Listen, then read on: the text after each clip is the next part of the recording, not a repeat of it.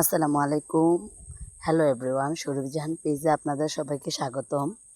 ছোটবেলা আমরা সব মেয়েরা একসাথে নৌকায় করে শাপলা তুলতে যাইতাম।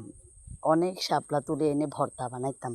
এখন বড় হয়ে গেছি, নৌকায় উঠতে পারি না, বিলেও যেতে পারি না, শাপলাও আনতে পারি না। তো আমাদের বাড়ির ছোট ছোট বাচ্চারা বিলের থেকে শাপলা নিয়ে আসছে। তখন আমার ভাবি এই শাপলাগুলোকে ভালোভাবে ছিলে পরিষ্কার করে ধুয়ে এনে ছোট ছোট টাইপ করে কেটে তারপর এগুলোতে লবণ দিয়ে কষলায় নিতেছে। এতভাবে এগুলাকে কষলাতে হয় যেন শাপলা থেকে পানি উঠতে হয়। শাপলা থেকে পানি উঠতে হয়। ভাবি তো কষলাইতেছে, ভাবির কষলানো হচ্ছে না দেখে আমার আন্টি এসে অনেক জোরে জোরে এগুলোকে কষলাইতেছে। কষলানোর পরে এগুলো থেকে অনেক পানি উঠছে। আর তারপরে এগুলোতে এই শুকনা মরিচ, এরপর আগে থেকে ভিজিয়ে রাখা তেঁতুল দিয়ে ভালোভাবে এগুলাকে আবার কষলে নিতে হবে।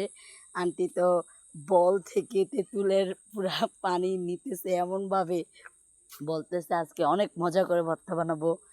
তো তারপরে আন্টি এগুলা তেঁতুল দিয়ে তারপরে শাপলাগুলাকে এরপরে দিল শুকনা মরিচ দিয়ে ভালো করে আবার কষলে নিতেছে। এই শাপলার ভর্তা বানাতে এমন আহামরি কিছু লাগে না, তেঁতুল, শুকনা মরিচ, লবণ হলেই হয়।